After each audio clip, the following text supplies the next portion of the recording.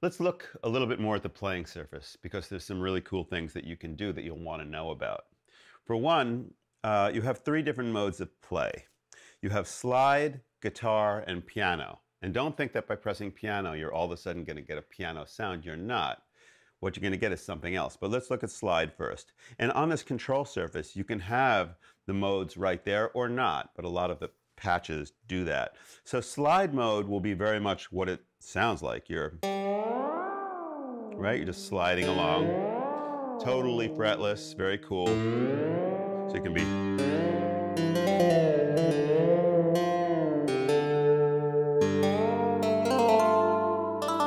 That kind of slippery music that we all like to play.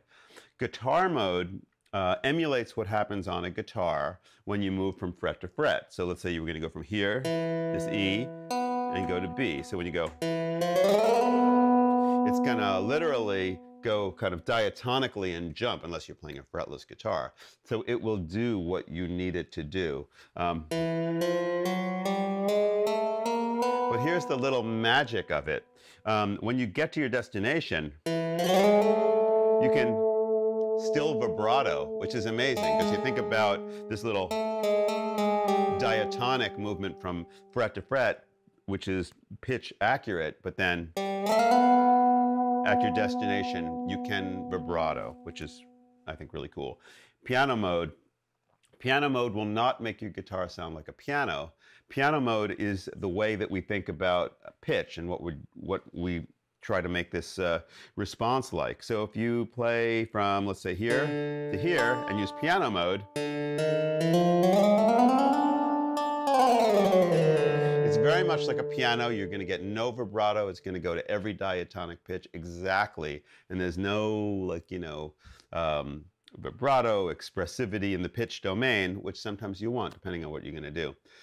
My favorite is slide mode, although it's not always appropriate, but it's pretty cool. The other thing that I'll tell you about now is if you go into the performance settings, which at the top right is your menu, and you hit performance settings, you can have what's called legato mode. And we put legato mode there because legato mode is very much like what happens when you do a hammer-on a guitar or a pull-off. So if you were to play something like, let's take it off for a second and go, right? And I'm playing connected legato, and every time I play, you're hearing like the real attack of the note. But you wouldn't hear that if you picked once and then moved your fingers on a guitar. So legato mode is exactly that.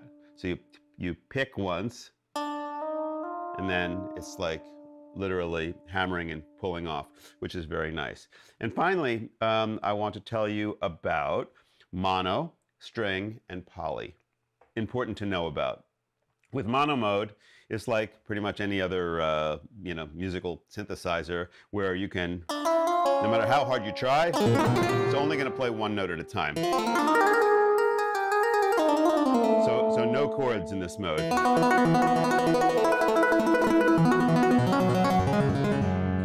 In string mode, we call it string mode because it's very much like a guitar. You can only play one note at a time on a string. So if you tried to play two notes, let's say on this string, only one is going to sound. But you could, in this mode, you could do some cool things like this kind of trick where you go, which is always nice. So you can play one note per string, again, like a guitar or a violin. So I could play, down here, I could play this note, and then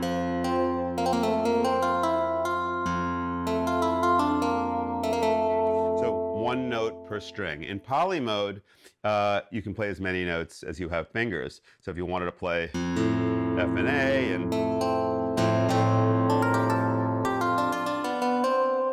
so poly mode allows you to play as many notes as you like.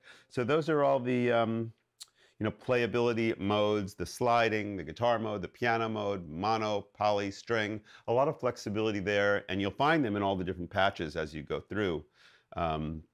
So have fun looking through that and watching the screen expand and compress and enjoy playing in all those different modes.